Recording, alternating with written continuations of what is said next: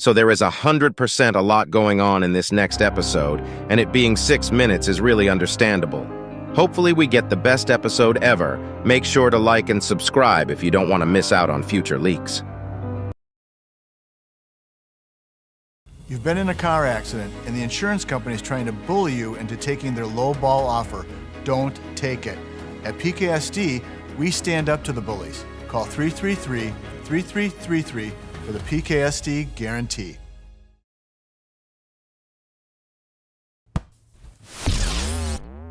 Woo! It's like a bunch of cherries having a spicy, icy dance-off until a big waterfall cools everything.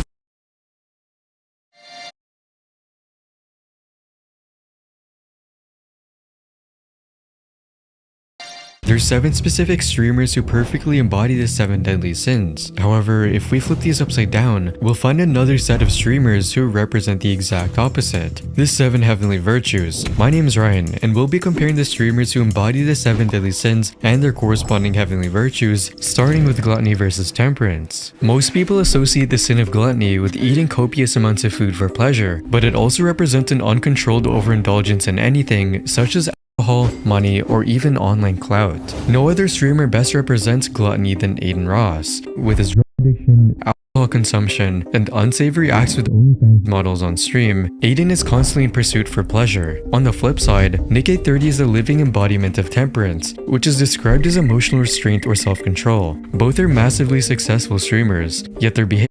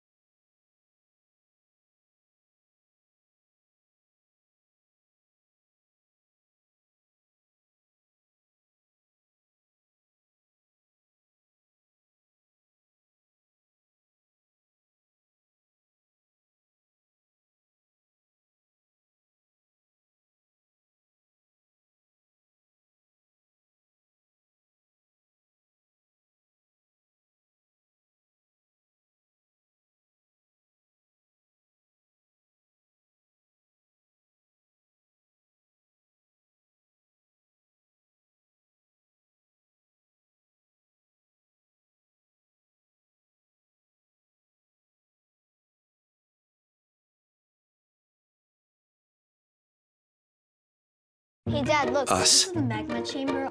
This isn't us, is it? When did we get so connected to our devices and so disconnected from each other? She's not answering. What? And when our phones have turned us into this, LT? what do you do when you're a company that sells them? We gotta fix. What you up to? Leave me alone. Why are you acting so tense these days? You've been spending most of the time alone ever since you upgraded your speaker. I don't want to talk about it. Want to listen to some music? No. Just relax. Stop overthinking everything and let go. Leave him alone, speaker woman. Express your feelings towards someone with your level of extroversion. Sorry. You look like this! You gonna be like, bro! Who? Now that me and Itadori are both on the same time, and oh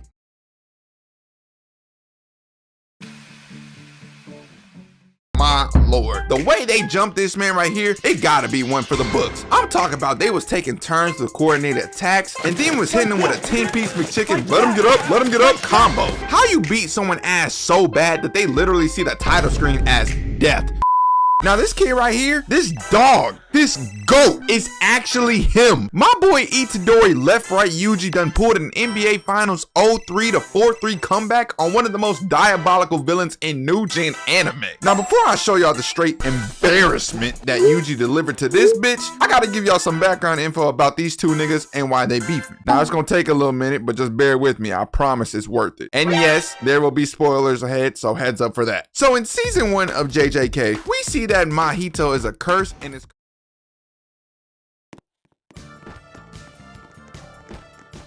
first ability is idle transfiguration, meaning that if he touches you anywhere, and yes, that includes your no-no square, he can manipulate your body parts, change you into a mindless curse, and even cause you to explode. And to make matters worse, bro is just a grown man with the mentality of a murderous child, meaning that he wants to kill whoever and cause havoc for the fun of it. And mind you, a regular human can't see cursed spirits, so imagine you walking down the street with your girlfriend and y'all chatting and whatever. Then you take another look back at her and all of a sudden she look like this. You gonna be like, bro, who is this? Who the f did this to my bae? And now for all you know, your girl had a random body changing disease. But anyway, Yuji becomes a main target for Mahito because he is literally the complete opposite of his character. Instead of wanting to kill and harm others for fun, he just wants to save people and fight for their safety. You know, he's just like a super chill and cool loving dude. So fast forward into a few episodes into the first season and we meet a character named Junpei. Bro looking like he listened to nothing but emo songs and posts sad edits with Bart Simpson for a living. Junpei is a kid that constantly gets bullied, is fatherless, and is probably one of the most unluckiest people to say in the least. So one day Junpei goes to the movie theater and sees 3 of the people that bully him there, and they is just ruining everything for him. I mean, they got their phones on, they constantly talking, and they just not minding their manners whatsoever, even though the theater was completely empty. But anywho, Mahito shows up and kills all 3 of them with ease, and Junpei sees it all happen, meaning that he also has cursed energy. So then my emo looking brethren follows him out the movie theater, and this is where the manipulation begins. Mahito begins talking to Junpei and telling him that he is special and that he has cursed energy. And then he starts filling up on his face and moving kind of questionable. Now when I watched this scene, I picked up that phone with light speed and had to call the authorities, because why is this curse filling up on a minor like this? Over here looking like you ready to party with P. Diddy, man, get your freaky ass on somewhere. So fast forward to another day and Junpei is talking to his school teacher. The teacher talking about something. Well, those guys at the movie theater that died were your friends, right? You didn't even attend their funeral. Man, what's wrong with you? And of course this triggers Junpei.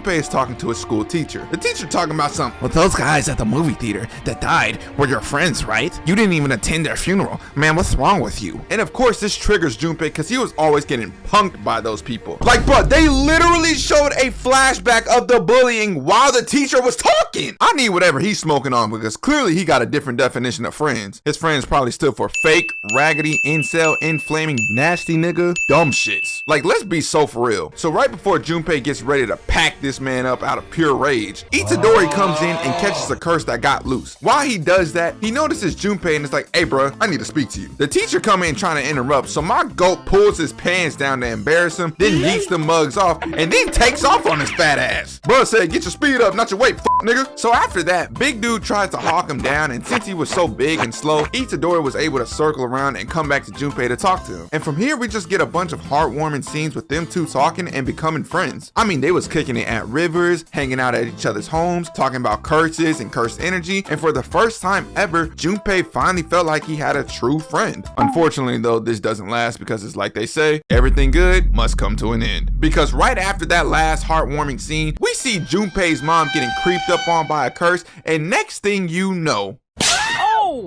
she is sliced in half like a $5 footlong from Subway. Jared, get your bitch ass out this video. So after that, Junpei is obviously traumatized and is trying to cope with what just happened, while Itadori is still out handling Jujutsu sorcerer business. And lo and behold, guess who decided to spin back at the worst possible time and win a gold medal in the field of instigating? Yup, Mahito. Also off topic, but why from this angle does it look like Junpei's grabbing Mahito in the dick? So with the instigating king being present, he lies to our emo kid and says that this cursed finger lured that curse to attack his mom, and the person that said it there was one of his bullies named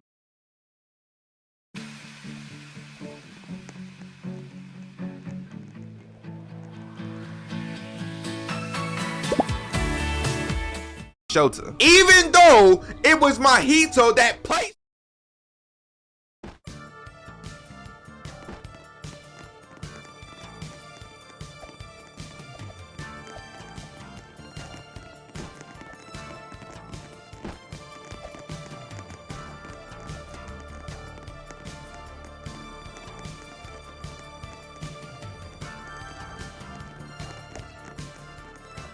That motherfucker. So again, this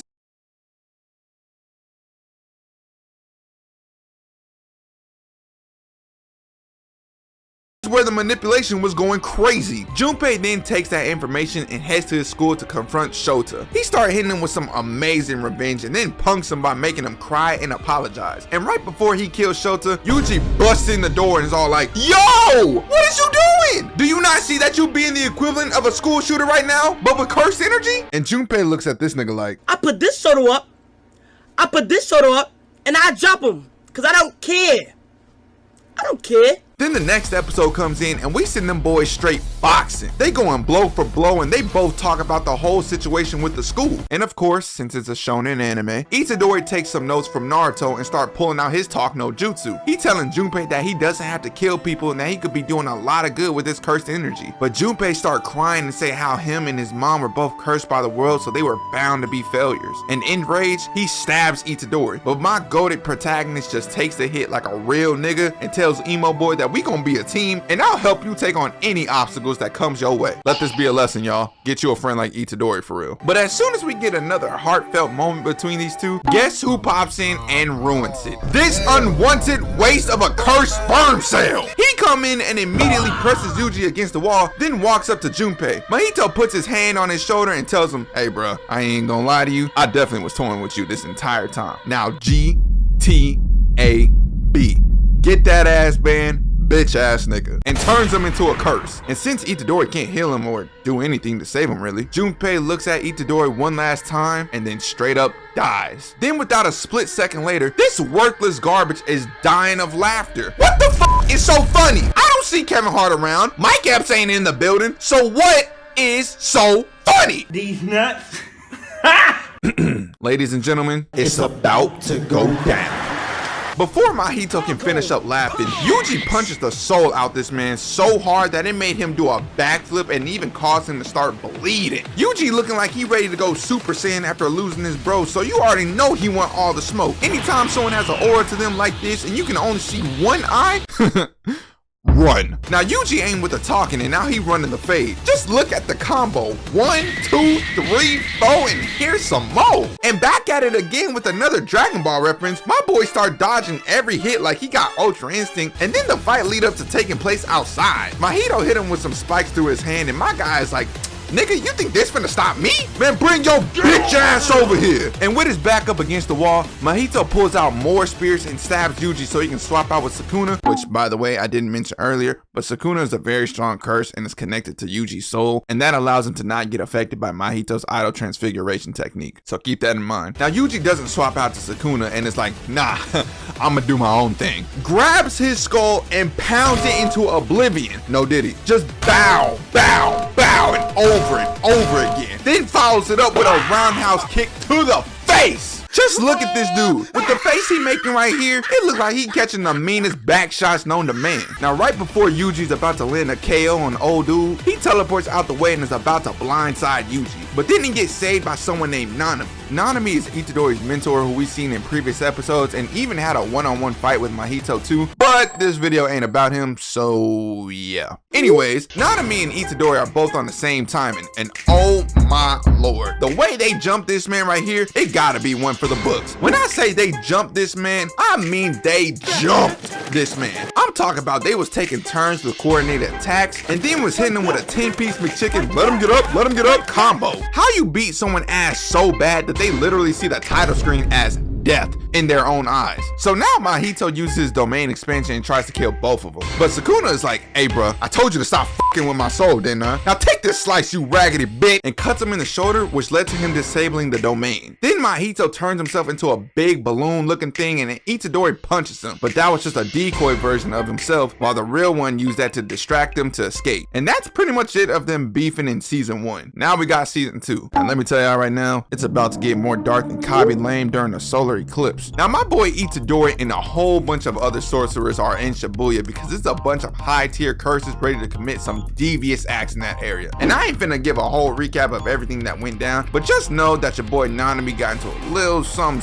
while in Shibuya. Man's looking like he trying to do a cosplay of Two-Face from Batman. Bro is literally the personification of I'm alive but I'm dead. So Mahito then pulls up on him and is like, hey bro, let's have a little chat. And by the look on his face, he already know it's about to be over for him. And by the time Yuji catches up to him, he already know it's too late. So Nanami takes his final look at Yuji and says this.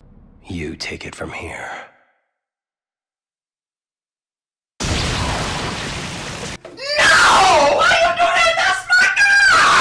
So now Yuji mad that his dog just got put into a pack and start charging Mahito, and they instantly start boxing. Now I'm not even gonna lie to you, Yuji was kind of getting cooked for a little minute. I mean, Mahito even gave him this ugly ass scar across his face. And to make matters worse, he taunts Yuji by making fun of Junpei. This man already filled up the disrespect meter to the max, and now he just kicking that bitch into maximum overdrive. Yuji then lures Mahito into an elevator so he can try and get the upper hand on him in close combat. So he pops in the elevator ready for smoke, and my goat is posted up behind him ready to hit him with a big ass haymaker. But Mahito weaves that shit and then pulls out his P. Diddy card once again because he tried to give my boy a kiss of death. Imagine your girl trying to hit you with a double stack super suck combo, but then her lips turn into some damn knives. That would have been the greatest pump fake you've seen in a minute. So they still continue to box it out, and as per usual, Mahito is using civilians as curses to traumatize Yuji. But then we see a clone of himself go after Yuji's good friend and teammate Nobara. Now Nobara also played a big role in season 1, but again, this vid ain't about you, so you can get in that same box as Nanami over there. Which actually brings me to my next point. After boxing with the clone for a little minute, it decides to run back to the original because the fake can't use the idle transfiguration technique. Nobara starts tracking him down, and since the real one was also meeting up with the clone, Yuji also followed his op. All 4 of them eventually meet up and the Mahito twins swap out. Yuji picks up on what's about to happen. It's like, yo, Nobara, don't let that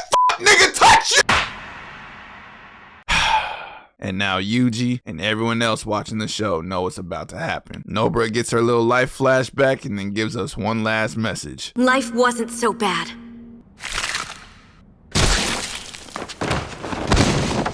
But I ain't even worried because she'll come back, right? Like if not now, then definitely sometime in the manga, right?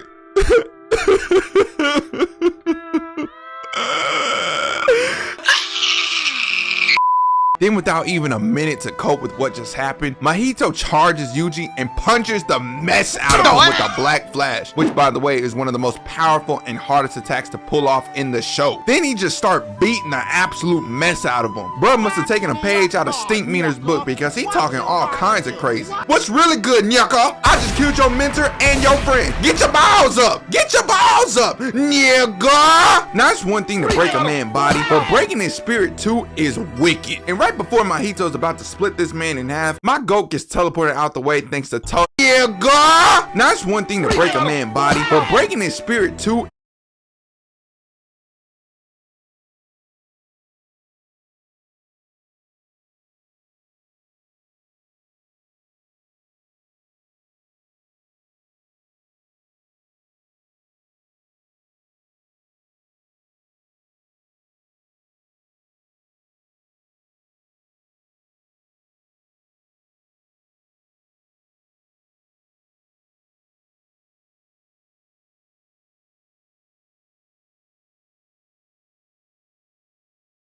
is wicked. And right before Mahito's about to then he just start beating the absolute mess out of him. Bruh must have taken a page out of Stink Meaner's book because he talking all kinds of crazy. What's really good, Nyaka? I just killed your mentor and your friend. Get your balls up. Get your balls up, nigga. Now it's one thing to break a man's body, but breaking his spirit too is wicked. And right before Mahito's about to split this man in half, my goat gets teleported out the way thanks to Toto. I love big butts and I cannot lie, Aoi. Toto is someone else that Yuji met back in late season 1, and they was able to build a good bond over fantasizing about thick hoes and fighting special grade curses. So if you want more info about him, either go watch the show or watch someone else's video. Now Yuji is feeling like he wanted to give up because he crying and telling Toto that he's too weak to save anyone. And Toto is just like, hey bruh, I know you just lost your dogs and you in a lot of pain, but you gotta get up and stop crying like a bitch. Spin back for Nanami, spin back for Nobara, and let's jump this motherfucker. And with that pep talk, Yuji's ready to get back into the fight, and he instantly smacks the mess out of Mahito with a black flash to the face. Now my boys are posed up and they ready to get it cracking. So now they start pulling out team ultimates like they playing Ultimate Ninja Storm 4. I mean, they throwing each other at Mahito like they footballs that pack some damage, and they is just completely jumping him just like how Yuji did with Nanami. Then at the end of the episode, we get hit with the coldest big 3 pose I have ever seen in my life.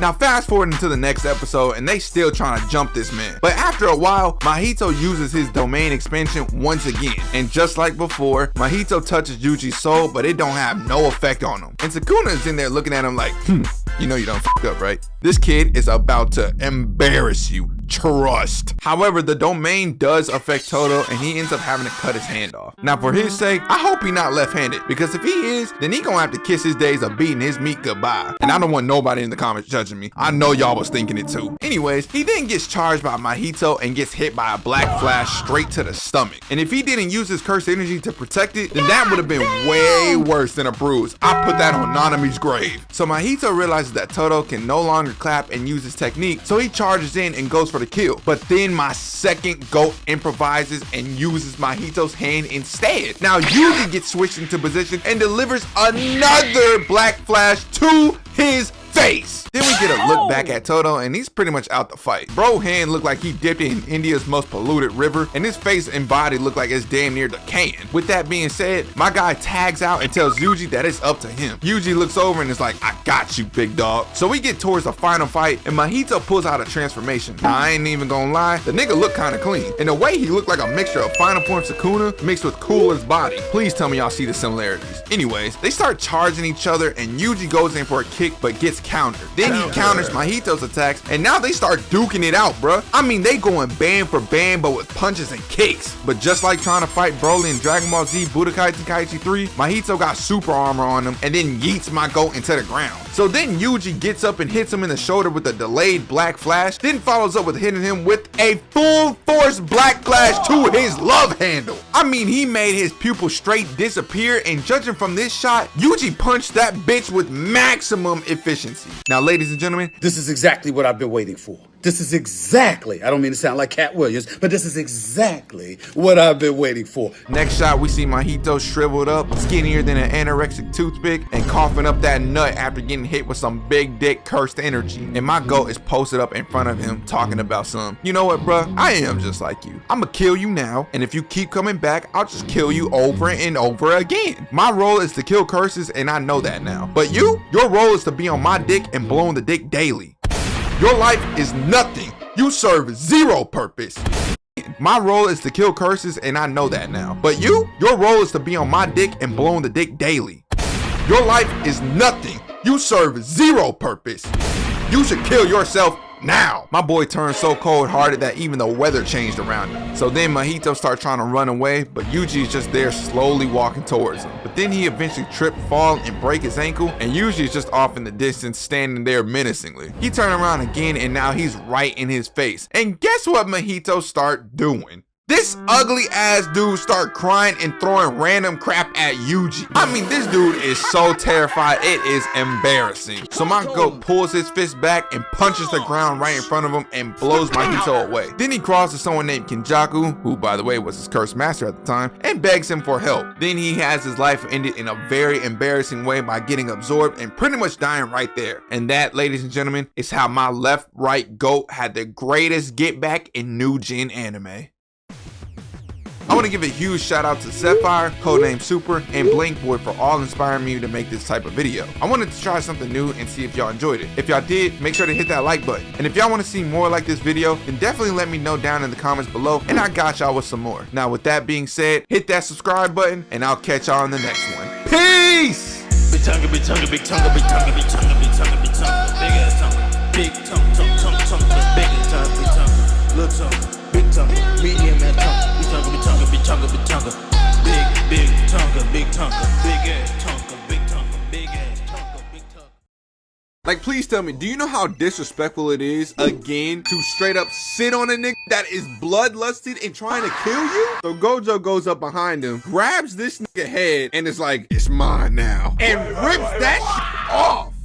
Bro, after watching Jujutsu Kaisen Season 1 and Season 2, I come to realize Gojo is really that nigga. Both when he was young and now in the present. So let's go to his past in Season 2, alright? First off, look at this man. My mans know he is dripped out with the shades. The school outfit is alright, but he's still pulling bitches with it. My nigga walked into a whole ass school and had all the baddies wanting this nigga. They was on this nigga dick like flies to hot shit. I'm talking about every single one of them was fiending. Then the fucking teacher came out. She was all like, girls, please stop acting like some hoes. And then y'all know what she did? Slid this nigga her number. She was trying to get the dick. Oh my god. This nigga Gojo pulled every single one of the bitches without even fucking trying, bro. They was taking pictures of this nigga, heart-eyeing this nigga. Shit, if Twitter existed in Jujutsu Kaisen, that nigga would have went viral. But not even that, right? Let's get into the actual battle shit, right? Let's get into the hand. My nigga Gojo is so motherfucking cold that when he fights, he doesn't have to worry about shit because he knows that he's the strongest. He literally told Geto, like, hey, bro, stop worrying about the shit. You telling me to have a calm head, my nigga? I got this. I'm actually like that, my nigga. I don't know about you. I know we both the strongest, but me, nigga, I'm like that. I'm him for real. I'm Himothy, my nigga. I look at a bitch and she'll disintegrate. Like, that's how cold I am. Then this nigga with a fucking paper bag run up on Gojo. And this nigga's like, is this it? Like, are you the only person I gotta fight? Dude with the bag on his head talking this shit like, yeah, nigga, I'm really like that for real. You trying to protect that bitch who got a bounty on her head. So they're